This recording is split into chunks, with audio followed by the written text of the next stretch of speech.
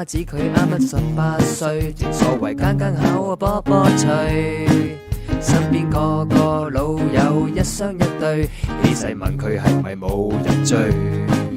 我老媽子話佢哋都戇居，最緊要合晒河車啱晒心水，揾着個唔啱嘅咪自己受罪，最後只會更加空虛。白馬王子一早佔據在心裏，白馬王子來到就跟他私奔飛去，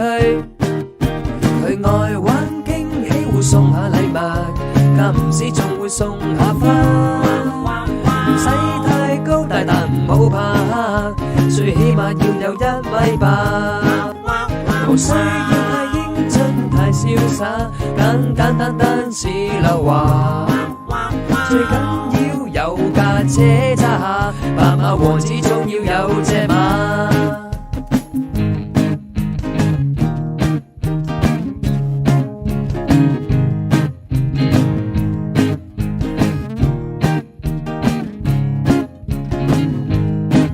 嗰年我老媽知佢跟朋友去派對，掂到唔可以睡，拿住杯酒喺度起晒隊，最後仲成智力嚟吹，飲到 wing wing 地又有啲醉，真係自己落嚟衰，最後諗住擰轉身就走出去，點知一轉身就遇到佢，係白馬王子一早就站在這裏，白馬王子家陣就跟他私奔飛去，佢愛玩驚喜會送下禮物，間唔時仲會送下花，唔使太高大但唔好怕，最起碼要有1米8，無需要太英俊太瀟灑，簡簡單單似劉華，最緊要有架車揸下，白馬王子總要有隻馬。當日由於我老媽子飲醉酒嘅關係，黑馬都變白馬，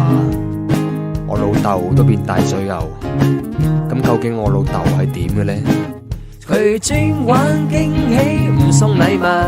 情人節都唔會送花，高大亦都唔怕黑，佢高手都過1米8，